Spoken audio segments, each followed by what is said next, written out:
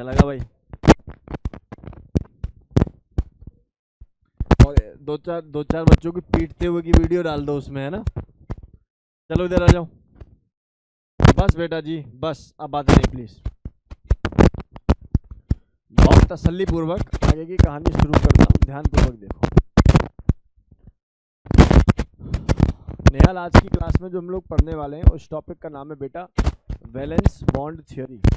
देखिए, valence bond theory वैसे तो अपने आप में एक मुश्किल कॉन्सेप्ट है, लेकिन इसको मैं इतना सिंपल आप लोगों को करा दूंगा कि इस धरती का कोई भी सवाल, वैलेंस बॉन्ड थ्योरी में ना एक्सेप्शंस बहुत हैं, ये इसलिए हो रहा है, ये फलाने लिए हो रहा है, ढिकाने लिए हो रहा है, इस टाइप से चीज़ें बहुत है ना। तो मेरी पूरी कोशिश रहेगी कि अगले 10-15 मिनट की बोरिंग क्लास के बाद तुम्हारा जीवन जो है सफल हो जाए। जैसे हम लोग वीबीटी बनाना शुरू कर देंगे, चीज़ें आप लोगों के लिए बढ़िया हो जाएंगी। उससे पहले पहले आप लोग लगभग 10 मिनट के लिए ऐसा समझ के चलेंगे कि कुछ पोस्टुलेट हैं, सीधा सीधा हम लोगों को पढ़ने होंगे। सी, बहुत ध्यान से देखें और इसको समझने की कोशिश करें। सबसे पहली बात हमारे पास आती है, नाम है वैलेंस बॉन्ड थियरी। इसको हम लोग लिखते हैं ऐसे, वैलेंस बॉन्ड थ्योरी, अंग्रेजी में ऐसे लिखते हैं बेटा, ठीक है, वैलेंस बॉन्ड थ्योरी। देखें एक बार रिकॉर्डिंग हो रही है या नहीं। वन गो में इसको खत्म करेंगे। आई थिंक लास्ट टाइम इसकी 2 रिकॉर्डिंग पढ़ाई थी आई थिंक, लेकिन अभी के लिए इसको वन गो में खत्म करेंगे। आदित्य, मैंने जानबूझकर वीबीटी उठाया है तेरे लिए, ठीक है, क्योंकि तेरे पेपर में आ रहा है। मैं जानता हूँ वीबीटी और सीएफटी पहले करा देने से जिनके पेपर में कोऑर्डिनेशन आ रहा है उनको फायदा मिलने वाला है इंस्टेंट, क्योंकि उनके पेपर में इसी से ज़्यादातर सवाल आने वाले हैं, ठीक है। तो इसलिए जानबूझकर जो है मैंने पहले वीबीटी उठाया है। बाकी मूड जो है कल रात तक था कि आईपीएससी पहले पढ़ा दी जाए। फिर एक बच्चे ने बोला कि सर वीबीटी पढ़ा दो, तो मैंने वीबीटी स्टार्ट कर दी। इसी काम की बात सुनेंगे सभी। अच्छा, वीबीटी में सबसे पहली बात जो आपको पता होनी चाहिए, जैसे कि नाम से पता लग रहा है वैलेंस बॉन्ड थ्योरी है, इसमें सबसे पहली जो बात बताई जाती है वो ये बताई जाती है, मेटल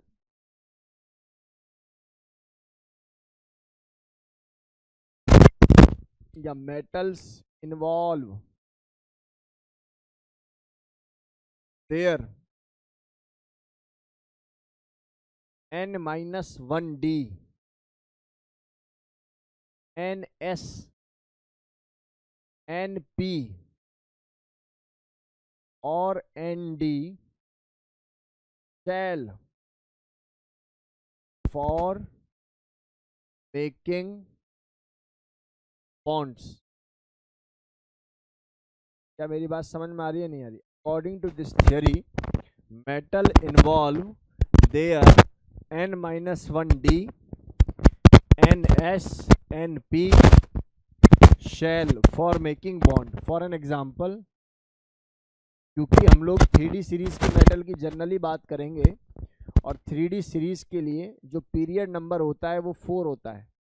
अर्थात प्यारे बच्चों, अगर इस 4 को मैं यहाँ पुट कर देता हूँ तो ऑब्वियस आप इन्वॉल्वमेंट 3D सब शेल या 3D शेल या 4S शेल या 4P शेल या फिर बाहर वाली 4D शेल की देख सकते हो। क्या शब्द समझ में आ रहे हैं?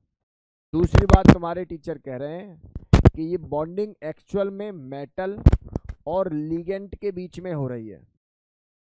लिगेंड अपने लॉन पेयर या इलेक्ट्रॉन पेयर को डोनेट कर देते हैं मेटल को, लेकिन याद रहे डोनेट करने वाले लिगेंड के पास बेसिकली फील्ड ऑर्बिटल रहते होंगे। फील्ड ऑर्बिटल्स, इलेक्ट्रॉन से फील्ड ऑर्बिटल्स रहते होंगे। और यहाँ पर कौन से ऑर्बिटल होते होंगे मेरे भाई? Vacant orbital. ऐसा कहीं आप देखो जहाँ पर फील्ड ऑर्बिटल है और यहाँ पर वैकेंट ऑर्बिटल है, ऐसा जो बॉन्ड बनता है, इस बॉन्ड का नाम कोऑर्डिनेट बॉन्ड होता है।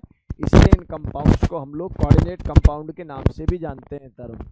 अब बहुत ध्यान से देख बेटा, समझने की कोशिश कर रहे हम, बहुत ध्यान से इसको सीखने और समझने की कोशिश करेंगे। बच्चा, इसमें जो तीसरा पार्ट मेरे पास आता है वो आता है कि मेटल हो गया, लिगेंट हो गया। तीसरा जो मेन पार्ट इसके अंदर हमारे पास आता है वो आता है कि आप जो मेटल देख रहे हो ना, बेसिकली जो आप लोग मेटल देख रहे हो वो बेसिकली कौन कौन सी सीरीज से बिलोंग कर सकते हैं। वो 3D सीरीज से बिलोंग कर सकते हैं, वो 4D सीरीज से बिलोंग कर सकते हैं, वो 5D सीरीज से बिलोंग कर सकते हैं। पर याद रहे 4D और 5D सीरीज के जो मेटल, चाहे लिगेंड फिर कोई भी हो, एक टर्म यूज कर रहा हूं, बहुत ध्यान से देखना, ये सभी इनर ऑर्बिटल कॉम्प्लेक्सेस या मैं कहूं स्ट्रॉन्ग फील्ड करेक्टर को शो करते हैं। सर अभी ये बात हमें समझ में आई नहीं है, कोई बात नहीं, छोड़ो इसको, अभी इस बात को छोड़ दो फिलहाल के लिए, ठीक है ना। अभी जो मैं पढ़ा रहा हूं पहले उसको पढ़ेंगे। थर्ड पॉइंट सी, आपको दो प्रकार के कोऑर्डिनेशन नंबर पढ़ने हैं Yuvika. There are two type of the coordination number. The very first is coordination number is equal to 4। Coordination number 4 का मतलब है एक मेटल है, उसके साथ जो लीगेंड जुड़े हुए हैं x माइनस कोई ऑक्सीडेशन स्टेट के साथ, वो कितने हैं बेटा सार्थक? 4। और अगर यही मैं बात करूं यहाँ, तो यहाँ पर जो कोऑर्डिनेशन नंबर होगा वो कितना होगा जेती? 6। और इस केस में जो मेटल है और लीगेंट है वो कुछ ऐसा जुड़ा होगा बेटा। क्या इतनी बातें समझ में आ रही है जेती? बता जल्दी से मुझे। ये बेसिक और फंडामेंटल बातें मेरी क्लास के प्रत्येक बच्चे को क्रिस्टल क्लियर हो, और क्लियर ही होंगी, इसमें कोई दो राय तो है नहीं, ठीक है जी। सर कोऑर्डिनेशन नंबर जब 4 होता है तो देयर में be 2 type of the geometry. सबसे पहली ज्योमेट्री में बी DSP2, और दूसरे टाइप की जो ज्योमेट्री है उसका नाम है SP3। बेसिकली आप जान रहे हो कि सर लिगेंड की संख्या 4 है, तो 4 ही ऑर्बिटल की इन्वॉल्वमेंट होनी चाहिए। एक अंदर वाली D की हो गई, ये S हो गई, और ये P की 2 की इन्वॉल्वमेंट हो गई, ठीक है। लेकिन इसका जो नाम होता है ना बेटा, इसका नाम होता है स्क्वायर प्लेनर। कैसा नाम होता है इसका? Square planar. और स्क्वायर प्लेनर में जो पिक्चर बनाई जाती है वो कुछ ऐसी बनाई जाती है। अब जो मैं बात बताने जा रहा हूँ ये किताबों के अंदर नहीं है, इसलिए बहुत ध्यान से देखेंगे। मतलब छुटपुट किताब, छुटपुट तो नहीं बोलना चाहिए, मैक्सिमम किताबों में ये बातें नहीं लिखी हुई, ऐसे बोलना चाहिए। जो डी है ना, ये डी कौन सा डी इन्वॉल्व होता है बता हर्ष? ये डी कौन सा डी इन्वॉल्व होता है? ये DZ स्क्वायर है या DX square minus Y square है? DZ स्क्वायर ये नहीं है, इसका जो इन्वॉल्वमेंट है that is DX square minus Y square. DZ square तब इन्वॉल्व होता है जब कभी परपेंडिकुलर एक्सिस यूज हो रही हो, यानी कि जो लिगेंट है वो आने वाला कहाँ से हो? परपेंडिकुलर। लेकिन आप देख रहे हो सारे के सारे लिगेंट बेसिकली प्लेनर लिगेंट हैं, इसलिए यहाँ पर जो यूज होगा वो क्या यूज होगा बेटा जी? DX square minus Y square. Sir DZ square कहीं सुना हुआ तो है हमने, तो कहाँ सुना है मैं बता देता हूँ। अगर किसी बच्चे ने स्कूल में तो नहीं पढ़ा होगा ऑब्वियसली, लेकिन फिर भी सुन लीजिए आप। DSP3 एक कॉम्बिनेशन है, SP3 नॉट SP2। वहाँ पर जो अकेला D है वो DZ स्क्वायर का है, क्योंकि वहाँ पर प्लेनर स्पीसीज नहीं बनती, वहाँ पर 3D स्पीसीज बनती है, यानी कि out of the plane species बनती है। क्या शब्द समझ में आ गए? जबकि यहाँ पर अगर मैं बात करूँ बेटा जी, इसका नाम सीधा सीधा आपको पता ही है, SP3 को प्यार से हम लोग ज्योमेट्रिकल देखें तो टेट्राहाइड्रल के नाम से जानते हैं। और टेट्राहाइड्रल का फोटो बनाना आप लोगों के लिए मतलब समझ रहे हो बहुत ही बेसिक बात है, कोई दिक्कत वाली बात यहाँ तक है नहीं। आसानी से ये बेसिक और फंडामेंटल बातें मेरी क्लास के प्रत्येक बच्चे को क्रिस्टल क्लियर हो जानी चाहिए। अब देखेंगे सभी, बहुत रमड़ी क्लास हो रही है, जिस बच्चे ने ये क्लास छोड़ी है समझ लो गया वो बालक, वो चीज़ें नहीं सीख पाएगा, तय बात है। इसलिए इस टॉपिक को बहुत ईमानदारी से सीखने और समझने की कोशिश करेंगे सभी। अगर मैं कोऑर्डिनेशन नंबर 6 कह दूं तो बेटा जी there are 2 type of the coordination, that is D2SP3, the different is SP3D2। Sir क्या इन दोनों में कोई अंतर है ना भैया? बेटा मैंने 2 बातें बताई। पहला मैंने बताया आदिशी, पहला मैंने बताया बेटा D2SP3 और दूसरा बताया SP3D2। क्या इन दोनों में अंतर है? आप कहेंगे बिल्कुल अंतर है। जो पहला वाला सर ने बनाया ये अंदर वाली D इन्वॉल्व है, जैसा कि मैंने कहा N-1D, और जो दूसरा वाला सर बना रहे इसमें पहले एस आ गया फिर पी आ गया, इसका मतलब इसमें कौन सी डी इन्वॉल्व होनी चाहिए, बाहर वाली डी। बहुत कुशल बच्चे इसको ऐसे भी लिख सकते थे, यहाँ लिख दो, अगर मैं यहाँ लिख दूं अगर 3D2 4S 4P3, समझ में आ रहा है कि नहीं आ रहा? तो मेरे कहने का मेरा मतलब है अंदर वाली डी इज इन्वॉल्व। इसको हम लोग कहीं कहीं, क्योंकि ये दोनों कोऑर्डिनेशन नंबर 6 तो निश्चित है, इसका नाम ऑक्ट्राहाइड्रल ही होगा। क्या नाम होगा इसका बेटा? अचल ऑक्ट्राहाइड्रल ही होगा। अगर इसका नाम ऑक्ट्राहाइड्रल ये चाहे ये अच्छा वो है, लेकिन इसको बोला जाता है इनर ऑर्बिटल कॉम्प्लेक्सेस। इनर क्या बोला जाता है इसको? Inner orbital complex. वही दूसरी तरफ भाई का नाम होता है outer orbital complex. Outer orbital समझ में आ रहा होगा, आउटर वाला डी इन्वॉल्व है तो आउटर ऑर्बिटल कॉम्प्लेक्स। अच्छा एक बात और कह दूं, इसमें जो ये पिक्चर आप लोग देख रहे हो ना बेटा इनर ऑर्बिटल, इसका जो नाम होता है ना इनर ऑर्बिटल को हम लोग ऐसे भी जानते हैं, इनर ऑर्बिटल कॉम्प्लेक्सेस को हम लोग ऐसे भी जानते हैं। इसका दूसरा इनर ऑर्बिटल कॉम्प्लेक्स का जो दूसरा नाम होता है वो लो स्पिन कॉम्प्लेक्स भी है। लो स्पिन कॉम्प्लेक्स। जबकि इस भाई को हम लोग किस और नाम से जान सकते हैं? High spin complex. आप लोग बातों को तो समझ ही रहे होंगे मैं क्या कहने की कोशिश कर रहा हूँ। देखिए एक बार मैं दोबारा रिपीट कर देता हूँ प्यारे बच्चों। मैंने आप लोगों से बोला बेसिकली जो मेटल है वो 4 लिगेंड के साथ अटैच्ड है, then the coordination number is 4 only. उस केस में 2 ज्योमेट्री बनती हैं, either it is DsP2 which is square planar और इट इज sp3। ये कब कैसे किस कारणवश बनेंगी वो हम लोग सीखेंगे। इसके बाद अगर the coordination number is 6 then there is a possibility of another 2 geometry, the one is D2sp3 the another is sp3d2। जो D2sp3 सर बना रहे हैं इसका नाम होता है ऑक्ट्राहाइड्रल, जो कि sp3d2 का भी होता है, लेकिन जो D2sp3 है उसमें जो D इन्वॉल्व है वो अंदर वाला D इन्वॉल्व है, तो मुझे इसका नाम बोलना चाहिए it is inner orbital complexes. इसी को लो स्पिन कॉम्प्लेक्स के नाम से हम लोग जानते हैं, जबकि दूसरे हैंड पर बने हुए को हम लोग हाई स्पिन कॉम्प्लेक्स के नाम से जानते हो। ये बातें मेरी क्लास के प्रत्येक बच्चे को क्रिस्टल क्लियर हो जानी चाहिए, कोई समस्या यहाँ तक नहीं होनी चाहिए। बहुत ही बेसिक, बहुत ही सिंपल कॉम्प्लेक्सेशन से ये बातें क्लियर हो जानी चाहिए। कृपया करके नोट करिए स्पीडली।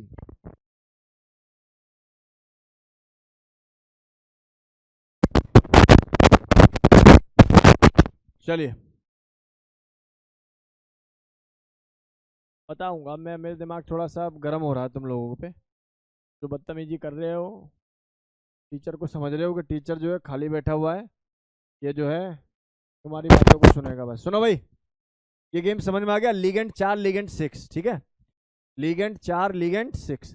तो यहाँ D2sp3 और ये sp3d2 है, ये DsP2 और ये कौन है बेटा जी? sp3 है। सी ये बातें आप लोगों ने सीख ली होंगी ऐसा मैं मानकर चल रहा हूँ। If the coordination number is 4, if coordination number is 6। Next postulate. जरा एनसीईआरटी दिखाना किसी के पास हो है? अभी किसी के पास एनसीईआरटी कोऑर्डिनेशन?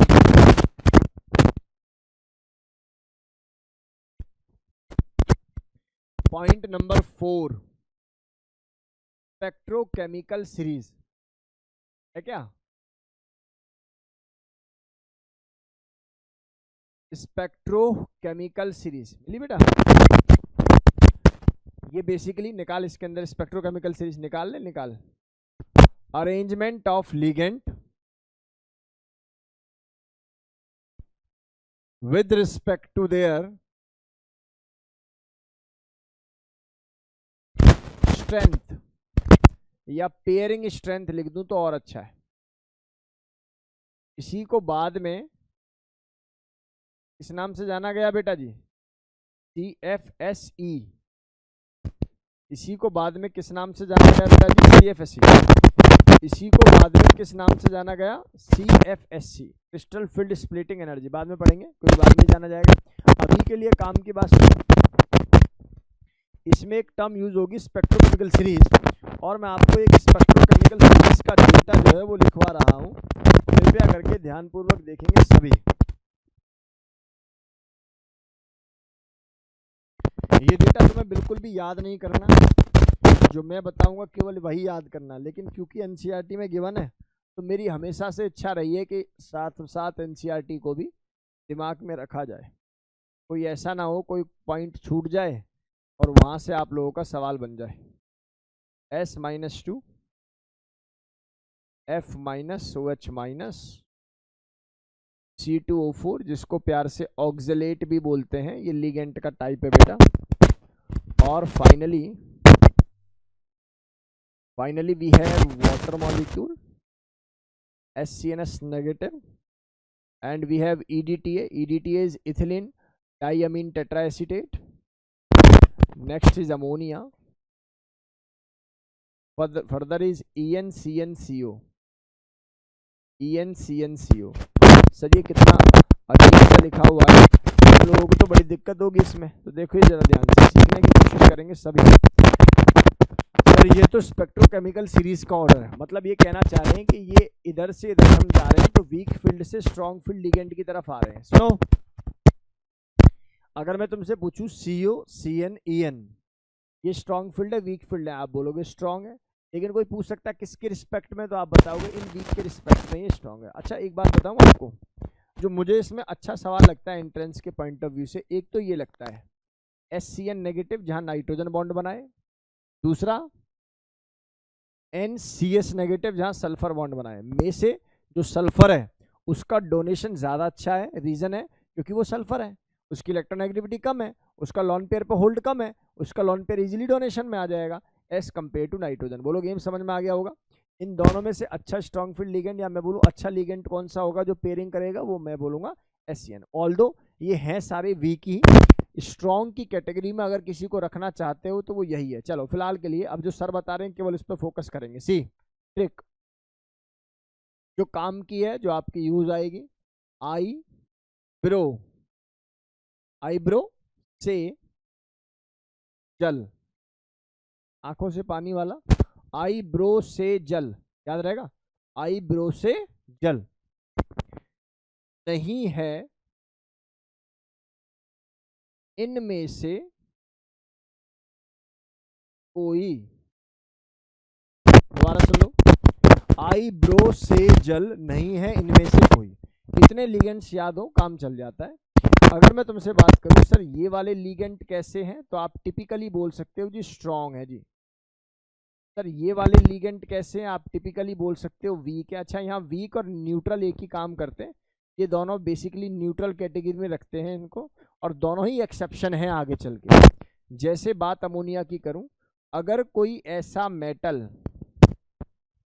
जिसकी ऑक्सीडेशन स्टेट +3 आ रही है और किसी कारण से आपने अमोनिया को एज ए लिगेंड लगा दिया, तो उस समय ये अमोनिया वीक फील्ड या न्यूट्रल फील्ड की तरह काम नहीं करेगा, उस समय it will become strong field ligand. सब आ रहे हैं समझ में। लेकिन केवल ये M3 के लिए वैलिड नहीं है, ये M+2 में भी हो सकता है, लेकिन M+2 में केवल 2 ही एलिमेंट ऐसे हैं जो अमोनिया को इस लायक बना सकते हैं। पहले का नाम है निकेल +2 इस 7 अमोनिया, और दूसरा +4 +6 कुछ भी बना दो, दूसरा बेटा इसके बगल वाला कॉपर अमोनिया। बोलो गेम समझ में आ रहा है। ये दोनों भी +2 ऑक्सीडेशन स्टेट में अमोनिया को स्ट्रॉन्ग फील्ड कैटेगराइज कर देते हैं।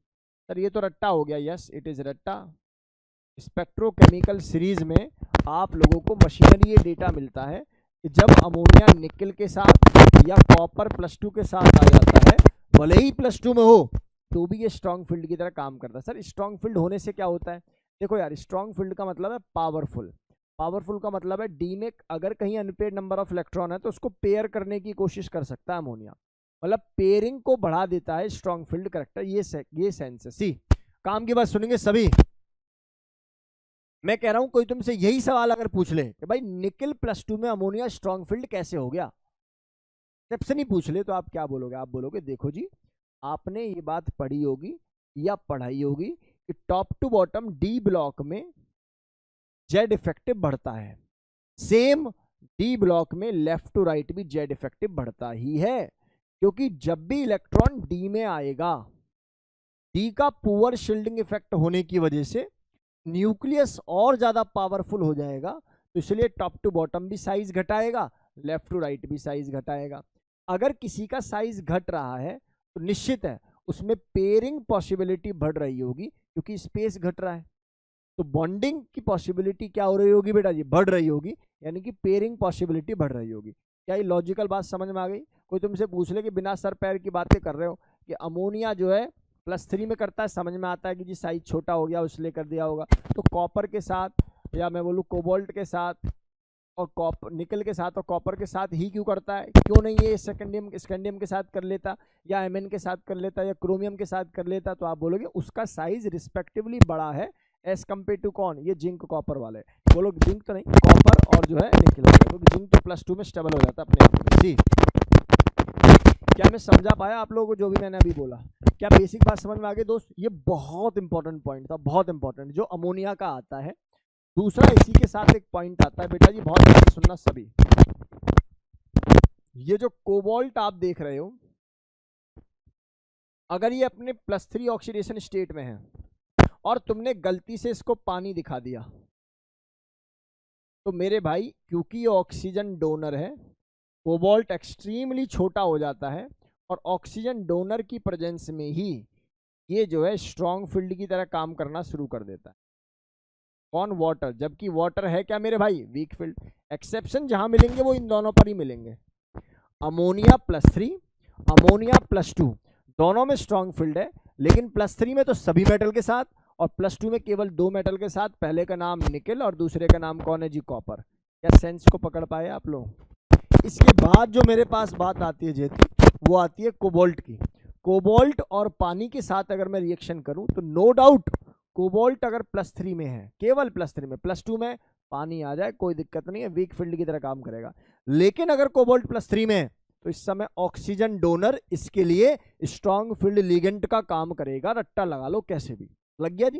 अब इसके बाद मेरा एक और सवाल है, सर एक बार क्या हुआ, किसी मॉड्यूल में ये बात लिखी हुई थी, किसी किताब में ये बात लिखी हुई थी, यही एडवांस में पलाक्ष ये सवाल पूछ लिया, बोला मेरे भाई ये कोबाल्ट है और यहाँ लिख दिया इन्होंने क्या? कोबाल्ट के साथ लिख दिया वाटर के 3 मॉलिक्यूल और यहाँ कोई और एक और वीक फील्ड लिगेंड लिख दिया। अब बता मेरे भाई, और ऐसा कुछ कॉम्बिनेशन बनाया प्लस माइनस का कि यहाँ +3 आ जाए। सेंस समझ में आ रहा है कि नहीं आ रहा? अब जैसे कोई पूछेगा बता भैया स्ट्रॉन्ग फील्ड है या वीक फील्ड है? अब ये कॉम्प्लेक्स स्ट्रॉन्ग फील्ड है या वीक फील्ड है? जो स्ट्रॉन्ग फील्ड होता है वही इनर ऑर्बिटल होता है, अभी सिखा दूंगा जब कॉम्प्लेक्स सेशन बनाएंगे। तो मुद्दे की बात है कि सर अब क्या करें, बताओ सर क्या होगा? बता जल्दी से, स्ट्रॉन्ग फील्ड या वीक फील्ड? तो बता, स्ट्रॉन्ग फील्ड या वीक फील्ड? तो कई लगा दो। देखो answer of this question is weak field. ये जो कॉम्प्लेक्स बनेगा बेटा जी, ये वीक फील्ड कॉम्प्लेक्स बनेगा। कभी भी अगर स्ट्रॉन्ग फील्ड और वीक फील्ड की बराबर की लड़ाई होगी तो वीक फील्ड जीतेगा। समझो इस बात को। मेटल पक्ष में होता है वीक फील्ड के, वो पेयरिंग करना नहीं चाहता। बोलो गेम समझ में आ रहा है कि नहीं आ रहा? मुद्दे की बात ये है कि सर ये 2 एक्सेप्शंस तो हमारे दिमाग में बैठ गई। पहली एक्सेप्शन थी अमोनिया की, दूसरी एक्सेप्शन थी पानी की। ये 2 ही एक्सेप्शन आती है, टेंशन वाली बात नहीं। अगला बात सुन लीजिए जी, point number 5 and very very very very important, जो मैं आपको पॉइंट नंबर 3 में पढ़ा रहा था। अगर कोई 3D मेटल है, अगर कोई 4D मेटल है, अगर कोई 5D मेटल है, तो दिशा देख बेटा, 4D और 5D के केस में, कौन से केस में?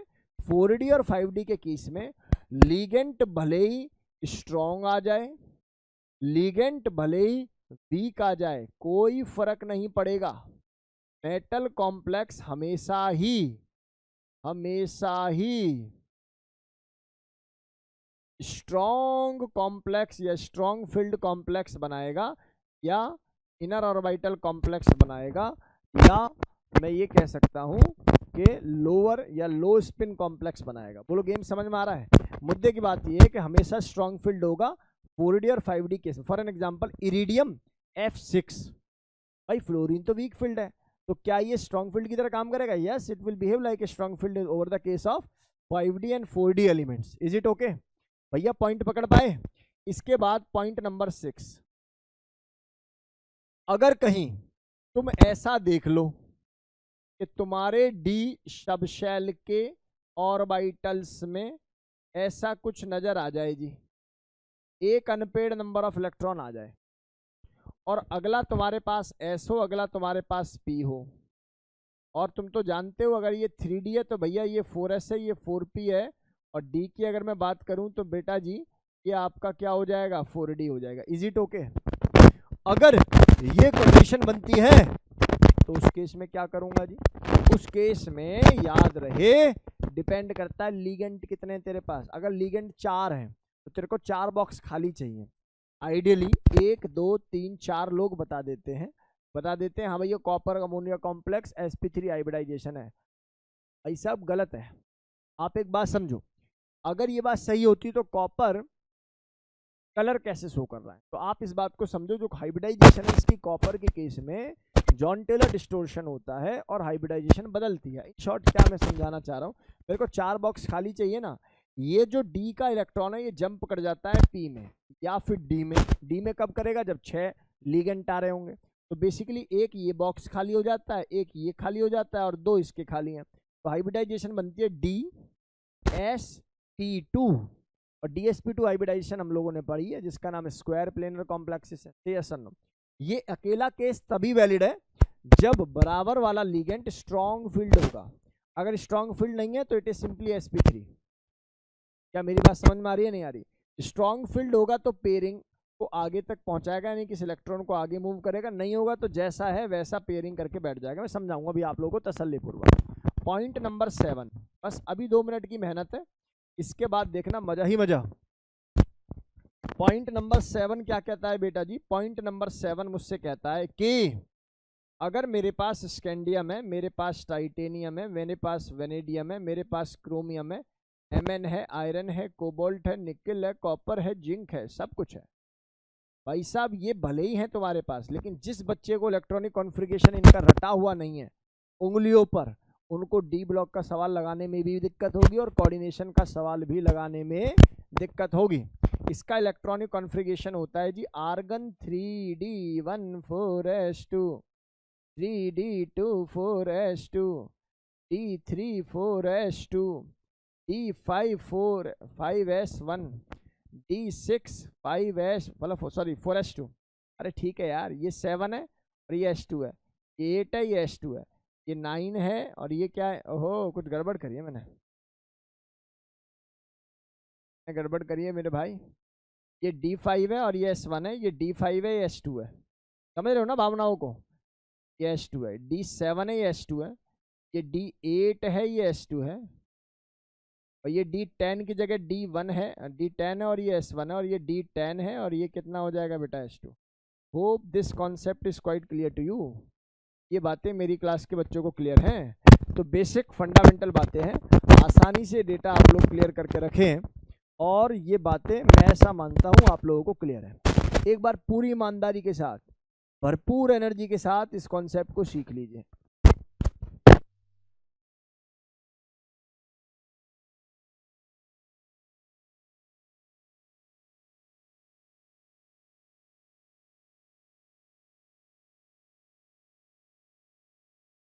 तो मैं कम है, मैं डिफरेंट मेटल तो नहीं है, तीनों नॉन मेटल है ना?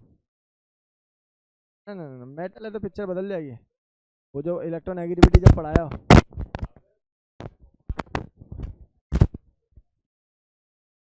कोबाल्ट +3 में अगर ऑक्सीजन डोनर है तो +3 वाला कॉम्प्लेक्स होगा, वो स्ट्रॉन्ग फील्ड लिगेंड से बनेगा, यानी कि स्ट्रॉन्ग लोअर स्पिन कॉम्प्लेक्स होगा। देखो अगर तुम इलेक्ट्रोनेगेटिविटी पढ़ रहे हो उसके अंदर जहाँ मैंने पढ़ाया है मेटल, फिर आपका नॉन मेटल, फिर एक्स, फिर ऑक्सीजन, फिर बॉन्ड को तोड़ के बताया, वहाँ इलेक्ट्रोनेगेटिविटी डिफरेंस जितना ज़्यादा होगा उतना जल्दी बॉन्ड टूटेगा।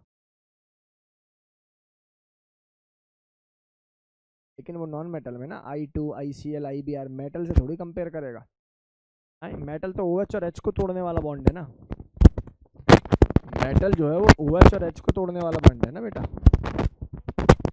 हाँ, केवल नॉन मेटल के लिए अगर स्ट्रेंथ की बात करोगे। निखिल क्लास में बैठा हुआ है क्या? निखिल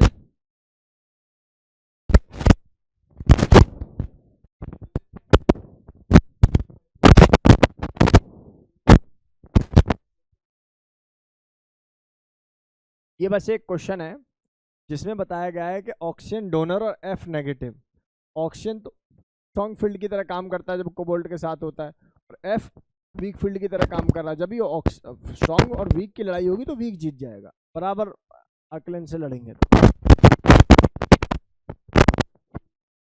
ऐसे ही कमजोर आदमी जीत जाता है।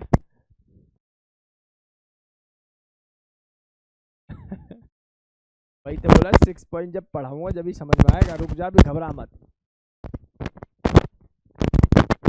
एक्चुअली ना अभी तुम्हें जंपिंग नहीं समझ में आ रही होगी, कैसे जंप कर रहा है क्या, अभी 2 मिनट में आ जाएगी, 2 मिनट, घबराओ मत। समीक्ष आ गया तो भी ऑनलाइन है नहीं? समीक्ष सुन बेटा, मैंने क्या बोला है अभी, जल्दी सुन, मैंने क्या बोला है। मैंने बोला है सबसे पहली बात, आईब्रो से जल वाली डिटेल तुझे पता ही है। दूसरी बात, मैंने यहाँ बड़ी इंपॉर्टेंट बात लिखी है, मैंने लिखा है अगर मेटल +3 में और अमोनिया है उसके साथ तो स्ट्रॉन्ग फील्ड की तरह काम करेगा, ये तू पहले से जानता है, I know it very well. लेकिन यहाँ दूसरी बात सुन, अगर निकल +2 है या कॉपर +2 है तो भी अमोनिया स्ट्रॉन्ग फील्ड की तरह काम कर देगा। तीसरी बात, कोबाल्ट अगर +3 में है और ऑक्सीजन डोनर है और वीक फील्ड लिगेंड है, भले वाटर है, न्यूट्रल है, तो ये वीक फील्ड नहीं स्ट्रॉन्ग की तरह काम करेगा। किसके केस में? जब कोबाल्ट +3 हो, वाटर। वहीं दूसरी तरफ वाटर 3, आयरन फ्लोरीन 3, अब जहाँ टाई हो जाता है वहाँ वीक फील्ड जीतेगा, जहाँ टाई हो जाएगा वहाँ कौन जीतेगा? Weak field. फिर मैंने बोला 3D को छोड़ दो, 4D 5D में वीक फील्ड नाम का कोई कॉन्सेप्ट है ही नहीं, उनके कॉम्प्लेक्सेस हमेशा लो स्पिन बनेंगे और जो है इनर ऑर्बिटल बनेंगे। इसके बाद मैंने बोला कि कॉपर जैसे केसेस में जहाँ एक अनपेड नंबर ऑफ इलेक्ट्रॉन बच जाता है, ये इलेक्ट्रॉन आगे जंप हो जाएगा आइदर इन पी और in D, depending upon the number of ligands. अगर लिगेंड्स 4 हैं तो पी में, और अगर 6 हैं तो डी में जाके जो है जंप हो जाता है, और यहाँ से अंदर वाला कॉम्प्लेक्स बनता है। इनर ऑर्बिटल होने के बावजूद भी it can show the colour because of presence of the paramagnetic character. इसके बाद मैंने इलेक्ट्रॉनिक कॉन्फ़िगरेशन लिखा है बेसिक। चलो, मैंने ऐसा माना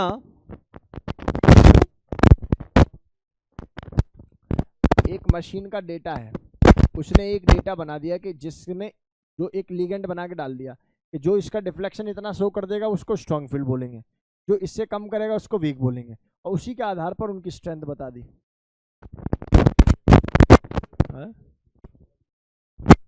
छह बना कहाँ है? 1 2 3 4 5। चलिए जी, इधर आएंगे सभी बेटा जी, इधर देखेंगे सभी। पहला एक बेसिक सवाल दे रहा हूं मैं, और इसके बाद धीरे धीरे हम लोग जो है क्वालिटी पर मूव करेंगे। थोड़ा सा ध्यान से देखेंगे सही बच्चे। सी अच्छा, जो NO2 ग्रुप है ना, इन्होंने लिखा नहीं है फील्ड में, NO2 group is consider to be the strong field ligand. कौन सा? NO2। और एक ग्रुप और है, EN नाम है उसका, EN स्ट्रॉन्ग नहीं है तो वीक, लेकिन जो एलिमेंट इधर वाले हैं, Mn से इधर वाले और कहो आयरन से इधर वाले, उनके लिए तो वीक है, लेकिन कॉपर है, निकल है, कोबाल्ट है, इनके लिए कैसा काम करेगा? स्ट्रॉन्ग फील्ड की तरह। रीजन क्या है इसका? कोई पूछ ले भैया इसका रीजन क्या है? सर बिना सर पैर की बातें लग रही है? नहीं, जो क्योंकि लेफ्ट टू राइट जब हम आते हैं तो साइज क्या हो जाएगा? छोटा हो जाएगा। साइज छोटा हो जाएगा तो जेड इफेक्टिव क्या हो जाएगा? बढ़ जाएगा। जेड इफेक्टिव बढ़ जाएगा तो जी आपका फील्ड भी क्या हो जाएगा? बदल जाएगा। अरे बात समझ में आ रही है नहीं आ रही यार? मैटर करता है ना। मान लो एक बहुत अच्छा योद्धा है, बहुत बढ़िया लड़ता है, लेकिन हो सकता है वो सर्दियों में उतना अच्छा ना लड़ता हो या गर्मियों में उतना अच्छा ना लड़ता हो, तो ये डिपेंड भी करता है ना कि दूसरे का फील्ड कैसा है। आप तो स्ट्रॉन्ग फील्ड हो, आप तो वीक फील्ड हो, और आने वाला अगर मान लो बहुत ज्यादा वीक है, मान लो एक बहुत कमजोर है, बहुत कमजोर, और उसकी लड़ाई बहुत और कमजोर से हो जाए तो वो तो स्ट्रॉन्ग है। और समझ में आ रही नहीं आ रही? सेम केस ऐसा है EN के साथ। EN एक वीक फील्ड लिगेंड ही है, लेकिन अगर उसकी प्रेजेंस में कोबाल्ट आ जाए, कॉपर आ जाए, आपका निकल आ जाए, तो वो स्ट्रॉन्ग की तरह काम करेगा, क्योंकि इनका साइज क्या हो जाता है? छोटा। और अगर यही क्रोमियम के साथ हो, वेनेडियम के साथ हो, टाइटेनियम के साथ हो, तो उस केस में आप उसको क्या बोलेंगे जी? Weak field. तो शब्द समझ में आ रहे हैं? बहुत बेसिक इंपॉर्टेंट बात है।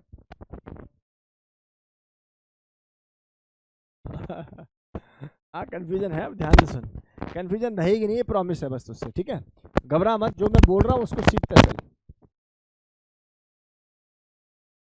NiCN4 2-। दूसरा सवाल NiCl4 2-, आराम आराम से करेंगे। पहले एक बार मैं मुझे बनाने देना, फिर आप लोग खेलना जो खेलना है। सी सबसे पहला जो क्रम करना चाहिए वो ये करना चाहिए कि आप जैसे ही कॉम्प्लेक्स को देखते हो, आप ये देखो ये ऑक्ट्राहाइडल है या टेट्राहाइडल, देख के बताओ कौन बोल रहा है ऑक्टा। ये टेट्रा है। अब टेट्रा है तो दो ही ज्योमेट्री पॉसिबल है, आइदर इट इज DsP2 और इट इज sp3। भाई दो ही बातें पॉसिबल है ना दोस्त। चलो दो बातें पॉसिबल हैं तो हितेन देख इधर, इधर देख बेटा, इस Ni की तू ऑक्सीडेशन स्टेट निकाल। सबसे पहले सर आपने एक निंजा टेक्निक समझाई थी, दो ब्रैकेट बीच में माइनस, पहले ब्रैकेट में -2 और दूसरे ब्रैकेट में -4, जो कि फिलहाल Cn एक नेगेटिव होता है और 4 Cn होंगे अदिशन, तो कितना हो जाएगा बेटा जी -4। तो बेसिकली ओवरऑल डेटा जो मेरे पास आएगा that will be +2 only. Is it okay? कितना आएगा बेटा +2। अगर ये बात सही है तो बच्चों बस काम खत्म हो चुका है। इसी में आपने Ni नॉर्मल लिखना है, इसका एटॉमिक नंबर 28 है, जिसका इलेक्ट्रॉनिक कॉन्फ़िगरेशन आर्गन 3d84 है। अच्छा CBSE में पता है इस बात पर काटने का पूरा अधिकार है, अगर आपने सीधा 3d8 लिख दिया तो टीचर चाहे तो इस पर नंबर काट सकता है, आपको पूरा लिखना पड़ेगा आर्गन 3d8 जब ये 2 इलेक्ट्रॉन दे देगा यहाँ से श्रोतिभा, तो यहाँ से देख जरा डेटा कितना आ जाएगा बेटा 3d8। अब एक काम कर, तो यहाँ d ऑर्बिटल बना 1 2 3 4, यहाँ इसके बाद कौन सा होगा? अगर ये 3d है तो ऑब्वियस है अगला ns होता है यानी कि 4s। अगला क्या मिलेगा मुझे t, क्योंकि भैया ऑक्ट्राहाइडल है, ऑक्टाहाइडल नहीं है, टेट्राहाइडल है, तो मुझे d की रिक्वायरमेंट नहीं है, अदरवाइज मैं d भी डाल सकता था इसमें। फिलहाल के लिए मुझे 8 इलेक्ट्रॉन भरने होंगे, तो देखो 8 इलेक्ट्रॉन भर रहा हूं, 1 2 3 4 5 6 7 8। क्या बात समझ में आ गई? अब इसके बाद देखना है कि फील्ड कैसा है। Sir Cn is considered to be the strong field. Sir आपको तो वो सीरीज याद है, हम कैसे याद करें भाई? मैंने बात करने का तरीका बताया तो, आई ब्रो से जल नहीं है इनमें से कोई, जो Cn था वो से कोई, याद आ रहा है नहीं आ रहा? बेसिकली ये डेटा आप लोगों को समझ में आया होगा। सी अब अगर मैं यहाँ बात करूँ, स्ट्रॉन्ग फील्ड का काम, जैसे आप मान लो हरियाणा रोडवेज में जा रहा है, ठीक है ना, मान लो कोई बच्चा हरियाणा रोडवेज में जा रहा है, दो बच्चे बैठे हुए पतले पतले, मान लो एक अपना शामिल ले लेते हैं और एक अपना वो भाई ले लेते हैं, देख रहे हो तुम दोनों को, दोनों बैठे हुए, मान लो ये हरियाणा रोडवेज की सीट है, ऐसे ऐसा तो बोलना चाहिए, ये तो बिल्कुल फर्स्ट क्लास सीट है, ऐसा समझो, है ना। फिलहाल के लिए समझो कि हरियाणा रोडवेज में जा रहे थे, तो अब एक बहुत मजबूत सा आदमी आया, बहुत पहलवान टाइप का, वैभव ले लेते हैं। वैभव आएगा तो जैसे ही वैभव आया इनके सामने, बोला पीछे हो जाओ थोड़ा सा, तो बताओ ये पीछे होंगे या नहीं? होना पड़ेगा, क्योंकि फील्ड कैसा है? स्ट्रांग है। लेकिन इनके रिस्पेक्ट में निहाल आ गया, निहाल आके बोला भाई थोड़ा पीछे हो जाओ, बोलेंगे निहाल पीछे चल वरना पीछे कर दिया जाएगा। बात समझ में आ रही है नहीं आ रही? तो मुद्दे की बात यह है कि अगर स्ट्रॉन्ग फील्ड लिगेंट है तो पेयरिंग करनी पड़ेगी, इसको गोद में बैठना पड़ेगा। बात समझ में आ रही है नहीं आ रही?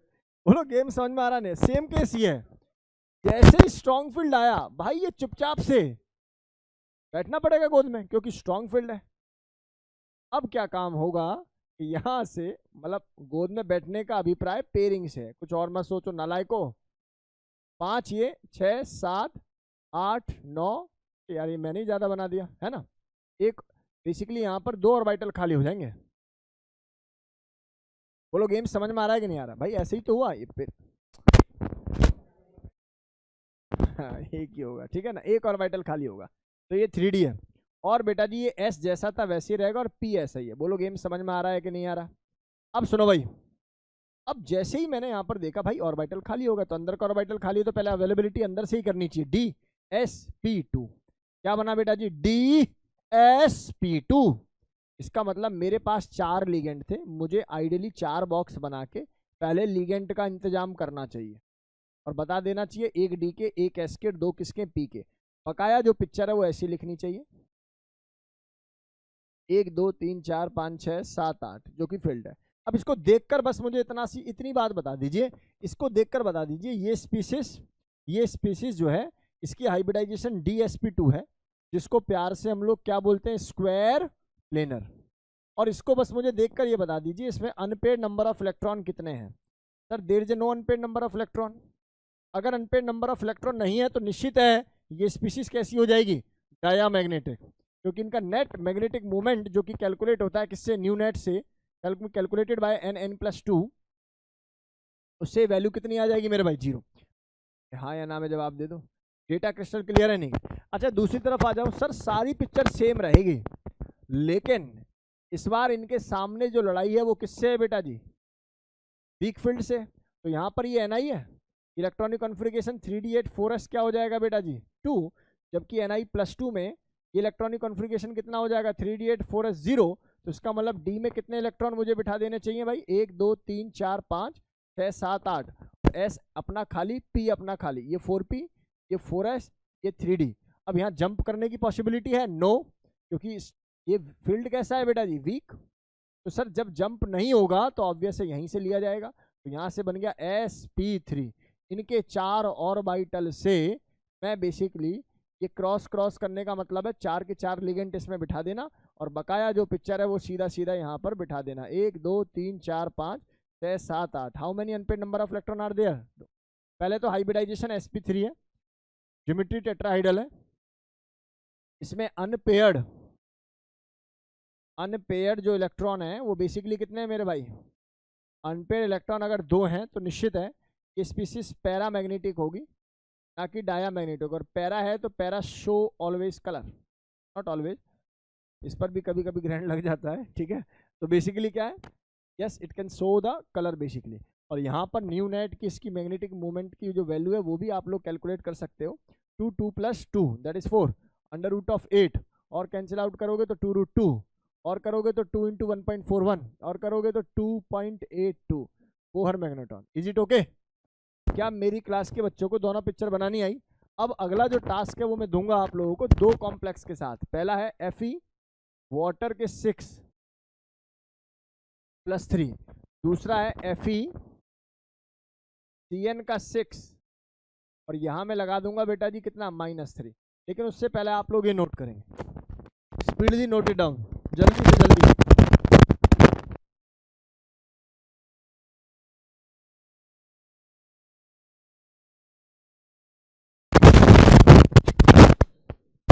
दोनों बन गए? हाँ जी सर।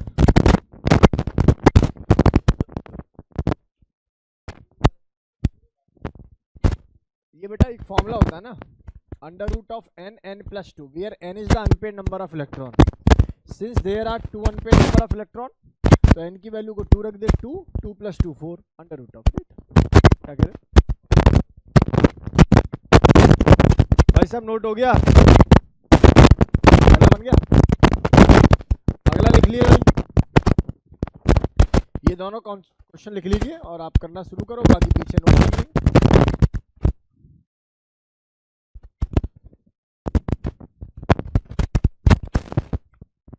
डन है जी?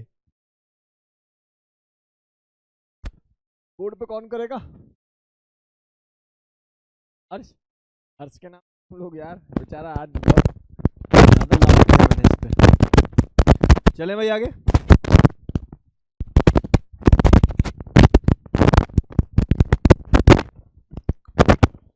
सेक्टर 17 में रेस्टोरेंट बहुत बढ़िया चलेगा, है ना? नहीं माने चलेगा नहीं चलेगा, तू क्या लगता है तुझे? यहाँ कहाँ कंपटीशन है? एक कंपटीशन है यार, यहाँ इस मार्केट में कोई कंपटीशन है?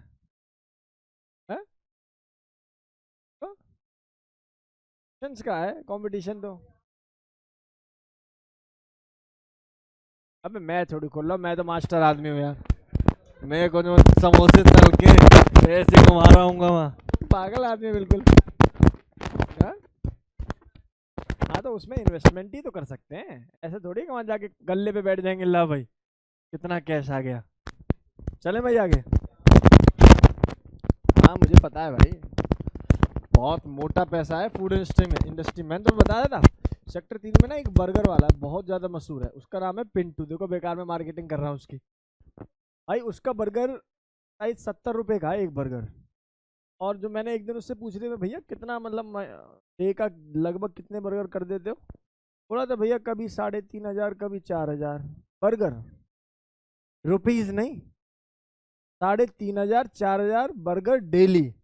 मल्टीप्लाई बाय, आप कॉस्टिंग सब कुछ हटा दोगे, मेरे अनुसार 50 रुपये तो हैं उसमें उसके, अगर बल्क में काम करें। 50 है, अरे हैं बेटा, 50 नहीं तो 40 होंगे, 30 होंगे, इससे नीचे तो नहीं है भाई।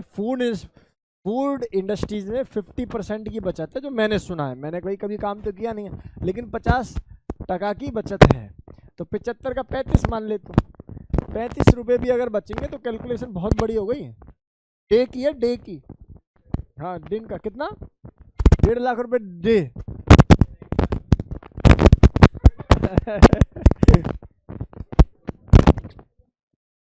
ऐसा हो रहा है, ऐसा हो रहा है एनआईटी में, आईटी में ऐसे आ रहा है, हार्ट अटैक आ रहे हैं, क्या मोटा पतला लगा रखा है। हाँ ये तो है, अगर सेक्टर 70 में मैगडी आ गया तो काम, फिर तो सारी मार्केट इधर एक साथ, मैगडी आ गया तो तुरंत चलेगा है? बर्गर किंग ज्यादा अच्छा है। शुभ ने अच्छा आइडिया दिया है, थैंक यू, लेकिन बेटा मैं क्या करूं इस आइडिया का, बताओ। देख मैं वेजिटेरियन आदमी हूँ, मतलब मेरी दृष्टि में अगर कहीं नॉन प्योर वेज होता है, नहीं चले भाई आगे। अरे बस यार, तुम मुझे पढ़ाई की बात करा करो मुझसे। वीक फील्ड स्ट्रॉन्ग फील्ड शुरू खत्म हो गया,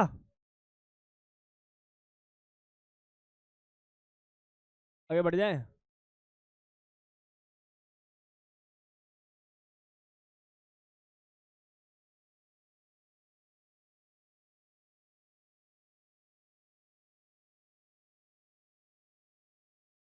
हाँ जी बन गया होगा।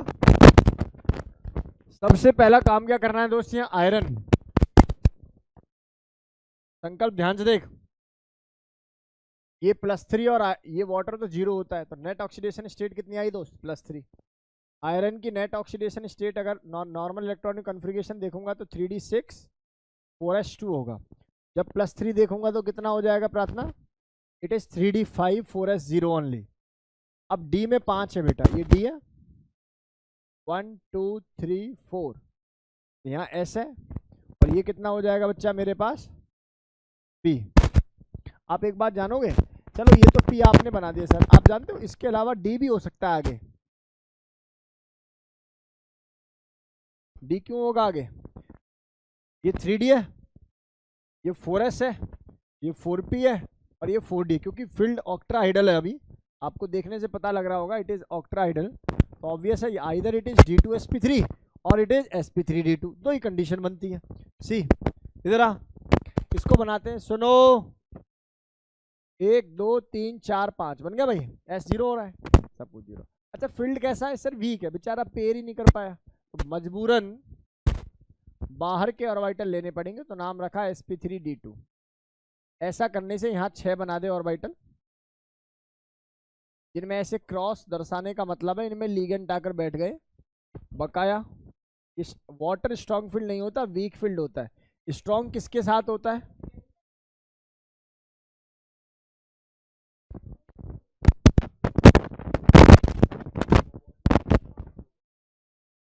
अबे देख के तो पढ़ते, मैं आ गया ना मारूंगा बहुत। चलें आगे,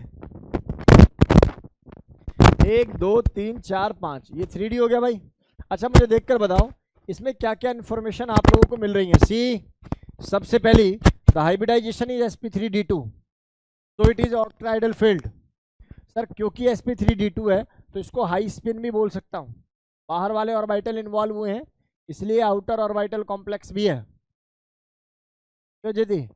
और फाइनली आप चाहो तो ये भी लिख सकते हो कि सर इसका जो न्यू नेट है वो कभी भी 0 नहीं हो सकता, क्योंकि ये कैसी स्पीसीज है बेटा, पैरा, और कोई पूछे कितनी पैरा, तो न्यू नेट बराबर कितना बेटा, √5 5 + 2, यानी कि √35, 5 पॉइंट कुछ करके आंसर इसका आ जाना चाहिए। बोहर मैग्नेट्रॉन, बोलो गेम समझ में आ रहा है, बताओ ये स्पीसीज कलरफुल होगी या कलरलेस होगी, कलरफुल होगी, और डार्क इंटेंस कलर होना चाहिए। सी यहाँ जाओ, इसमें देखेंगे तो सर 2 ब्रैकेट बीच में माइनस, पहले वाले ब्रैकेट में -3 -6, ये +3, अगेन ये आयरन कितना आ जाएगा दोस्त, +3। इलेक्ट्रॉनिक कॉन्फ़िगरेशन वही 3d5 4s 0 कर देता हूँ डायरेक्टली। यहाँ डी के अंदर how many orbitals are there, again 5, ये एस खाली हो गया। ये पी आपका इन्वॉल्वमेंट ऐसी है, बस मैंने ऐसे ही रखा है क्योंकि मैं जानता हूँ कि आगे वाले डी की ज़रूरत नहीं पड़ेगी। ये पेयरिंग कर देगा इसको, ये पेयरिंग कर देगा इसको। उसके बावजूद भी अनपेड नंबर ऑफ इलेक्ट्रॉन तो भले हैं, लेकिन ढंग से देखोगे तो 2 खाली भी हुए हैं। D2sp2 सॉरी D2sp3, ये P में कितने हैं, 3 के जोड़े, S और ये D, कौन सा D, 3D, ये 4S ये 4P। तो मेरे पास मिलेगा 3 ऑर्बिटल के अंदर इलेक्ट्रॉन अब भी 5 भरे गए। अब आप इसकी प्रॉपर्टीज को लिख लेंगे भाई, हाइब्रिडाइजेशन ये हो गई। आप इसको लो स्पिन बोलेंगे और आप इसको इनर ऑर्बिटल बोलेंगे। इनर ऑर्बिटल के अलावा ये होगा पैरा, और पैरा है तो कलरफुल भी होगा। और केमिस्ट्री में ना कलरलेस वाइट को भी बोल देते हैं। वाइट, कोई फलाना आ जाए कि फलाना इज वाइट, फलाना इज ग्रीन, वाई, तो जो वाइट है ना वो एक्चुअल में डायामैग्नेटिक हो रहा होगा, ऐसा बोल देते हैं complexation. White is not a colour basically, है ना। शुभ बता, क्या ये डेटा समझ में आया बेटा?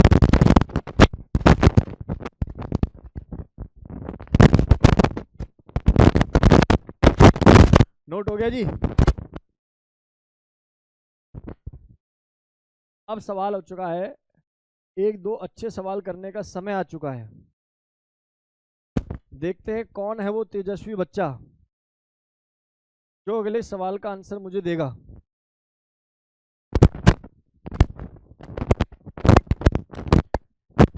अदिशी सिंह, अभिनव गुप्ता, अचल, आदित्य पुंजानी, अक्षत, अमोघ, Jayati, Naman, Saksham, Samiksh, Shubh, Siddhi, Neha, Swarnika, Utkarsh, Ananya, do message to मी।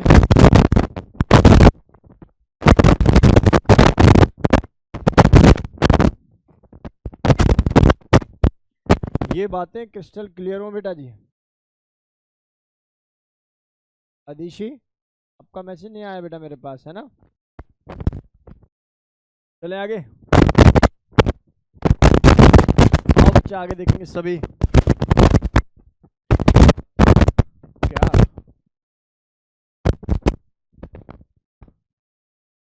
वो मर्जी है, वो कोई मैटर नहीं करता। चलें दोस्त आगे। अगला सवाल ये रहा आप लोगों के सामने। वैसे ऐसा 99% तुक्का लग जाता है कि जो स्ट्रॉन्ग फील्ड है वो इनर ऑर्बिटल बनाएंगे, जो वीक फील्ड है वो आउटर ऑर्बिटल बनाएंगे।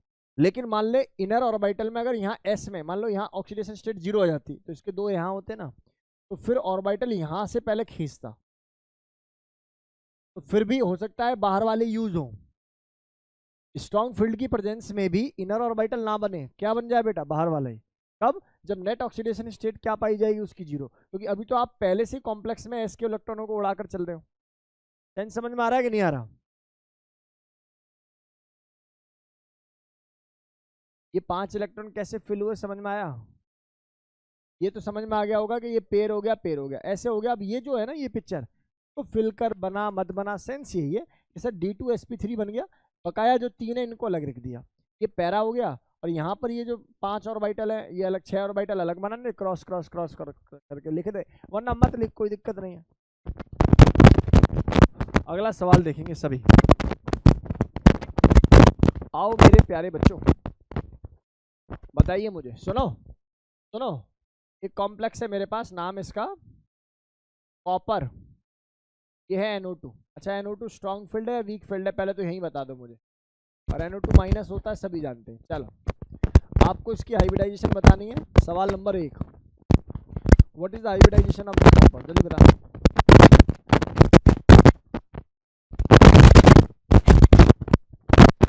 ये बताओ और फिर ये बताओ, दोनों बता रहे।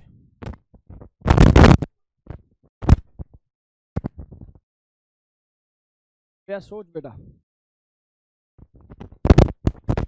कल मैं कक्षा 11th में टाइट्रेशन पढ़ा रहा हूँ। सुबह 10:30 बजे से टाइट्रेशन के 5-6 पार्ट सारे पढ़ाऊंगा, थोड़ा रैपिड पढ़ाऊंगा। और आप लोग जिस बच्चे को एन फैक्टर पहले से पता है वो भैया बैठ सकता है उस क्लास में ऑनलाइन।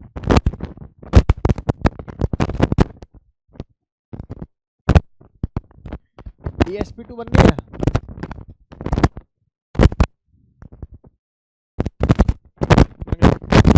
क्या है दूसरे वाले सुस्त है।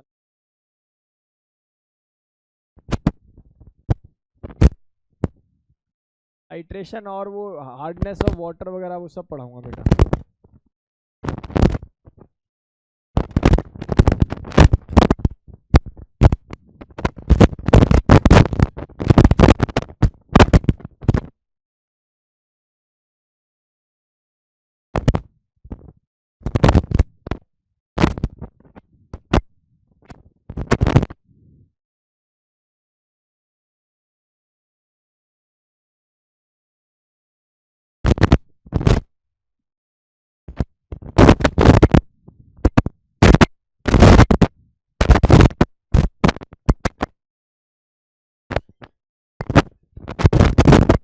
चले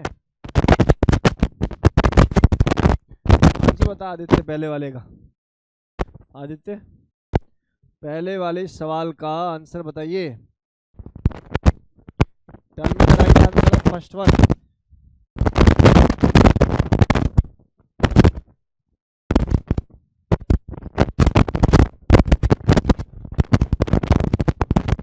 जन बताओ बेटा, आप बताना मुझे। अच्छा बता पहले वाले का। सबसे पहला क्रम oxidation state -2 -4 +2 copper in +2 oxidation state convert into the 3D9 4s0 क्योंकि 10 और S1 होता है। अब डी में बना ले बेटा 9 इलेक्ट्रॉन 1 2 3 4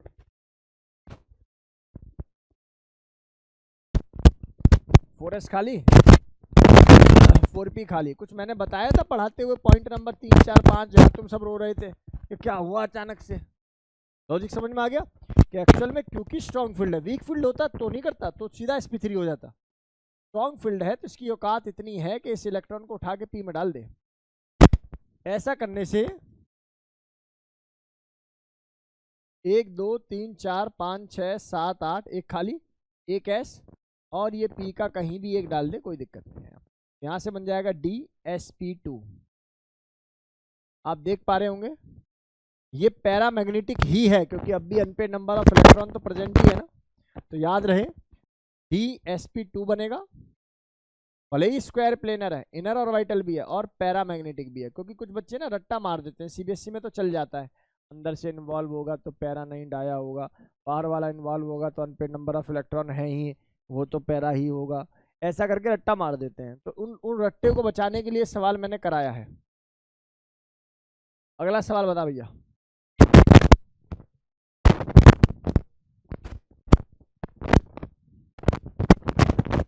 अगला सोचो दिशा, सोच ले बेटा।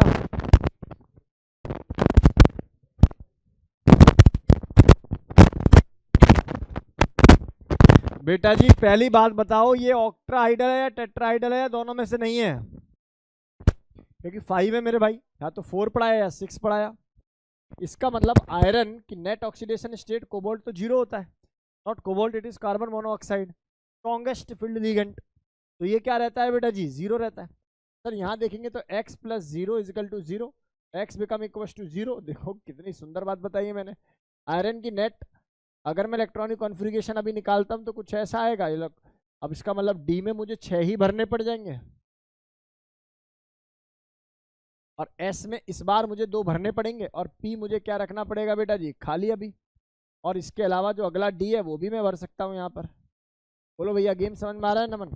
अब देखो हुआ क्या है यहाँ पर, सुन सर पहले आप जो जंप कराने की इसकी सोच रहे थे ना, कार्बन मोनोऑक्साइड क्या है बेटा जी स्ट्रॉन्ग फील्ड है, वो पहले तो इसी को जंप करेगा इधर 1 और ये 2 और इसको भी जंप करा के इधर पहुंचा देगा। स्ट्रॉन्ग फील्ड है ना भाई, मैक्सिमम पेयरिंग तक पहुंचाएगा। तो यानी कि पिक्चर जो बन रही है ना बेसिकली डी ऑर्बिटल की, वो कुछ ऐसी बन रही है, 1 2 3 4 5 6 7 8 ऐसे। ये एस खाली हो रहा है, पी खाली हो रहा है। लिगेंड्स जरा काउंट करियो कितने हैं बेटा जी, 5 है। तो एक यहाँ से इन्वॉल्व हुआ, एक यहाँ से, 3 यहाँ से, क्या बन गया मेरे भाई, बन गया DsP3। अच्छा याद करो, मैंने पढ़ाते हुए आपको बता दिया था DsP3 में, तो ये वाला डी है, ये कौन सा डी है बेटा जी, पढ़ाया क्या सर ने या नहीं पढ़ाया? This is not DsP2। sp2 में यही डी क्या था, x square minus Y square. This is called entrance. जिसको इतना ज्ञान हो गया वो सीख गया भाई गेम। बोलो भाई गेम समझ में आ रहा? ईमानदारी से नोट करिए इसको, भरपूर ईमानदारी से इसको नोट कीजिए।